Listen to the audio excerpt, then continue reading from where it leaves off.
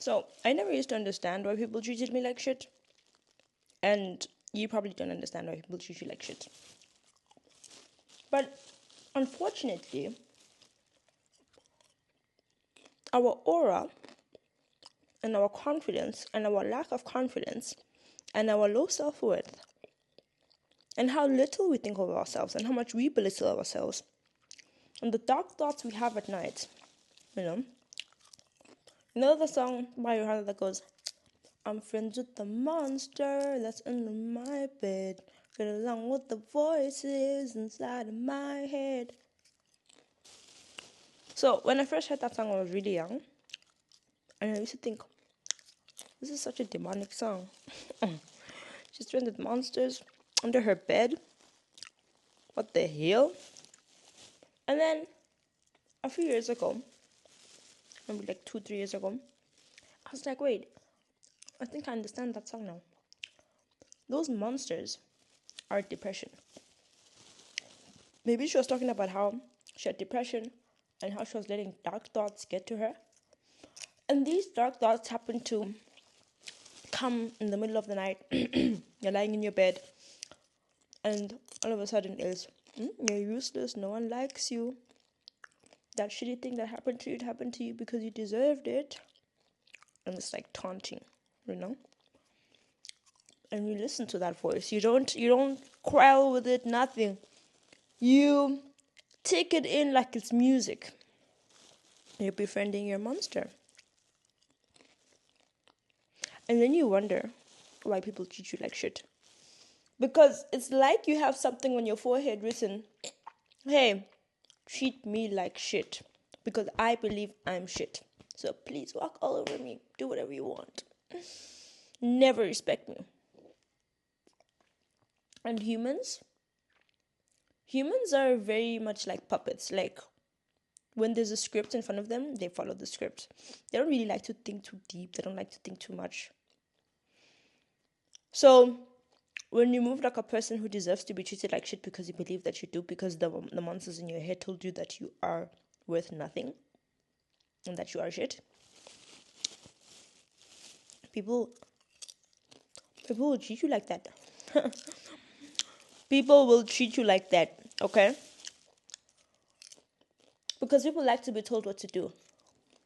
Now, keep that line in mind. People like to be told what to do. So when they taunt you the first time and they go, you're so slow.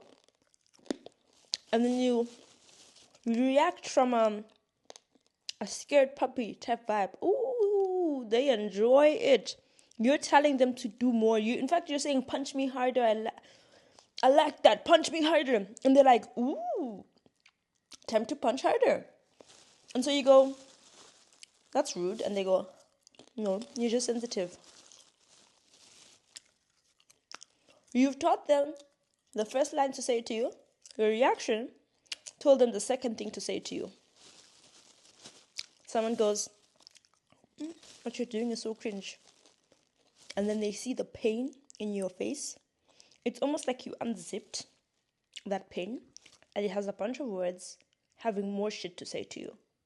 So you go, I don't like that you said that. And they go, but it's the truth. You're just being sensitive. It's as if it's written on your chest.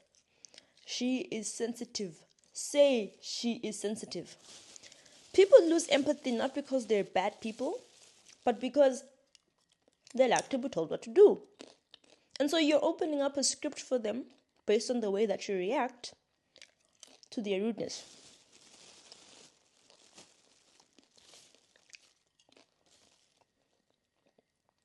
Liz, the wizard Liz, likes to say, well, there's a video where she said something like, who do you think you're talking to?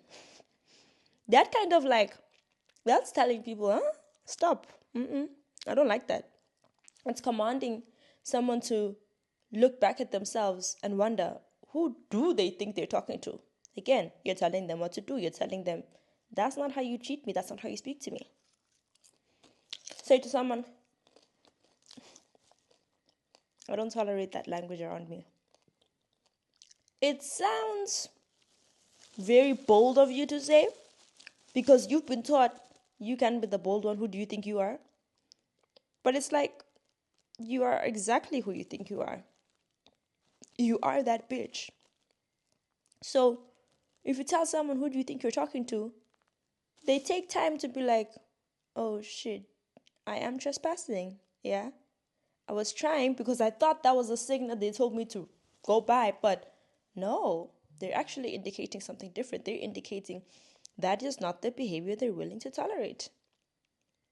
So you have to see yourself as that type of being. And, for ages, the reason why I never used to call people out on their shit, the reason I never used to look at them like, what did you just say? Please repeat that again, because I don't think you meant it for me. Wait, I don't think I heard you properly. What did you say? Give them that face of like, did you just dare? Because they need to know how to treat you. People will walk all over you, my friend. And again, it's not because they're bad. They just don't know how to treat you. And a lot of them have past phrases that they've heard their entire lives. The whole shit of, this is so cringe, and you're so sensitive. You're so sensitive is a line that's been used on me for years. That is a way to manipulate you. And that is a way to manipulate you because the truth of the reality is no one wants to face the fact that they actually did something bad. So you have to be the bad person.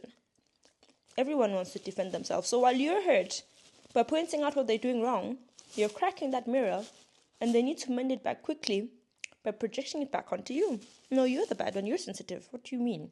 I didn't do anything wrong. Now hit them with the, I'm sensitive and you're rude. Because it's like, I'm rude? I thought you were sensitive. But I'm the rude one? Wait, so what I said actually did hurt you. Oh God, it might start a fight. That might start a fight. Because no one wants to face the truth of the reality. Again, I used to be polite. I used to think politeness was the way to go. But that's because I used to shrink myself. Thinking, if I shrink myself, maybe someone will see my worth. Joke's on me. Joke's on me, because no one can see your worth until you dictate your worth and tell them what your worth is. And you cannot be scared of anybody, because everybody is just as scared of you as you are of them. Another thing that I've learned recently is that people will try to bring you down because they think you're higher than them. Meaning, when someone tries to intimidate you, bully you, make you feel small, by saying stuff like, I don't know, what could they say? I don't know. But I think you get the gist. If someone tries to intimidate you and tries to bring you down, like, oh, you really thought you could achieve that? And then they make a snarky comment, and they have like this little smirk, this evil smirk. It's because they think you're achieving. They can't fathom why you have the audacity to be confident to do what you're doing. And they can't fathom why they don't have the confidence. So they feel like they're below you when they say that. They feel like you're on the stage, and they feel like, wow, this person takes a type of ownership that I could never before. I need to recognize that when it happens. And be like, you sound triggered. Would you like to unpack that? Again, might start a fight. Or someone might immediately be like, oh shit, my apologies. Yes, I was triggered. Depends on how quick someone is to process something. So now looking back, when people say something like you're slow, I am slow because I like to process information slowly. I like to process information for what it is. And if I'm slow, there's nothing wrong with that, because it means I'm likelier to come up to an accurate truth to whatever it is I was processing than thinking quickly out of projection or out of being triggered. It's okay to think slowly. There's nothing wrong with that. Some of the smartest people are really slow because they take the time to analyze and to gather all the data and all the facts. But we live in a quick-paced society that respects triggers or triggered comebacks more than it does well thought out triggers, And the other reason you freeze is because you're afraid of being wrong, and you're afraid of stumbling over your words because you feel like your words have no meaning. You feel like your words have no power. You've been taught that you're small. You've been taught that there's nothing that your brain can think of. You've been taught that you're useless. You've been taught that you're thoughtless, brainless. So obviously you're slow. Obviously you don't have these comebacks because you've been taught that anything that you have to say is not of worth. And the reason people taught you that is because they saw something in you that they didn't see in themselves. The reality also is that they do have it in themselves, but because they're not willing to engage with that part of themselves that has that intelligence that you do, that they see in you, then they think it's bad that you have that intelligence, and so they have to bring you down and they have to make you feel stupid. There's also nothing wrong with being sensitive. So if someone says you're being sensitive, again, you can say, yes, I am sensitive because I can feel what you're saying. I can see right through your bullshit. They want to say, oh, it's a joke. No, it wasn't. Oh, you're sensitive. Yes, I am, because I can see exactly what you're saying. I can see exactly where you intended for your words to go. Start telling the truth as it is, and that's the truth. But we also shy away from the truth. A lot of us are scared of the truth, and so we like to be polite so that nobody feels intimidated by the fact that we see the truth. There's nothing wrong with being intuitive. There's nothing wrong with feeling things because someone cut you straight to the core. There's nothing wrong with that. And there's nothing wrong with calling them out for their bullshit, for their lies. And when they claim it's a joke, there's also nothing wrong to say that this was not a joke. You intended to hurt me in this way. What are you triggered by? Ask them. What is triggering you about my existence? About what I did, about what I said, that made you stoop so low? Now they have to unravel.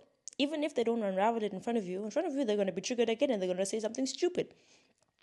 But they're going to go back home and they're going to be like, what did she mean when she said that? Wait, did I stoop low? But also, someone who's not willing to see the truth, their brain is not going to be able to comprehend it, and they're going to be like, oh no, she's just stupid. Because everybody just has to project if they're not willing to look inward. So, back to self-esteem and confidence. You start gaining your confidence when you start seeing yourself for the king and queen that you really are. When you start acknowledging the power that you have. When you start acknowledging that confidence is what's going to get you through unopened doors. When you start to understand that the reason some people get far in life, the reason people get helped, certain people, the reason they're as intelligent as they are, the reason people look up to them for advice, the reason people trust them is because they're confident in themselves. And they are assertive about what they believe in. They make no mistake about expressing what it is they really feel. They really are open about how they feel, and they don't let anybody tell them to think and feel any other way. That's how you be confident. You have to know yourself. You really have to know yourself. You can't let anybody tell you who you are. You can't let someone tell you that you're a dancer when you're a musician. You can't let anybody tell you that you're a poet when you're a painter. And yeah, sometimes you can be open to the idea, but you can't let them tell you who you are. You can't let them tell you that you're sensitive when you're emotionally intelligent. And that's why I said you own it, but you have to acknowledge what it is that you're owning about it. Are you owning sensitivity in a bad way? As in, oh, I shouldn't be sensitive? Or are you owning sensitivity on some, because I can see through your bullshit? You have to know yourself. And you shouldn't have to explain yourself to people who don't want to listen to you. If they clearly don't have the capacity to understand what it is that you have to say that's accurate, leave. Just save your energy and leave. Because most people What do I want to say about most people? They're not worth it. They're actually not worth it. Part of your self-worth is realizing that most people are not worth it. They're not worth the conversation. They're not worth the fight. So what are you doing trying to convince them that what you're saying is correct? That's a sign of low self-worth. Oh, guys. I've only had self-worth for a month, but I feel like I've tapped into a version of myself that already existed because it did. Like, you're remembering who you are, you know? I remember that I am that bitch. What the fuck? I am that bitch. Like, you can't tell me anything about it. No two ways. I'm not insecure about the shit that I post, the things that I say.